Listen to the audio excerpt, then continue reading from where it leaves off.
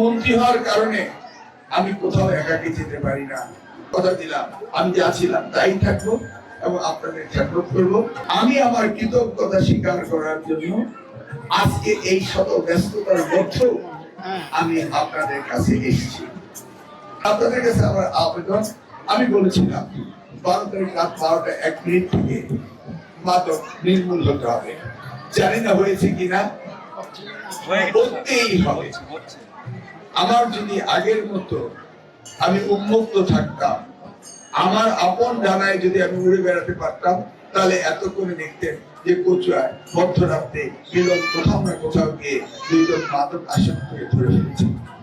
কিন্তু মন্ত্রী হওয়ার কারণে আমি কোথাও একাকি যেতে পারি না, সিকিউরিটি ছাড়া চলতে পারি না। এটা যেন বাধ্যবাধকতা, না চাইলেও তারা আমাকে ঘিরে রাখে। এটাই হলো সরকারের নিয়ম। সেই জন্য আমি এখন বন্দী আছি। আপনাদের সাথে তেমন ভাবে অনাবিল মেশার সুযোগ আমার নেই। তবু কথা দিলাম আমি যা ছিলাম তাই থাকবো এবং আপনাদের খেদমত করব।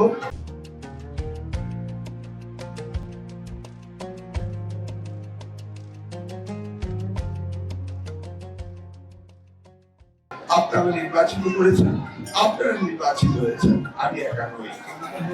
আজকে সকলেই আপনারা মিলন হয়েছে, সকলে মিলে আমরা প্রচার করব, সকলে মিলে আমরা সন্ত্রাসী বলুন, ইফটিজিং বলুন, কিশোর গ্যাং বলুন আর মাদক বলুন, আমরা সকলে মিলে নির্মূল করব। আমি কথা দিচ্ছি, কচুয়া হবে বাংলাদেশের সেরা শান্তির নীড়। আমরা তো একলা নির্বাচন করিনি, এটা আমার ভোটটা। অতএব আমি জানি আমার ভোট কয়টা, আমার দলের ভিতরে বিরুদ্ধাচরণ করেছে কয়টা, আওয়ামী লীগের কোন কোন জায়গায় ভোট আসছে এটাও আমি জানি, এবং হিন্দু সম্প্রদায়ের 100% ভোট আসছে আমি জানি।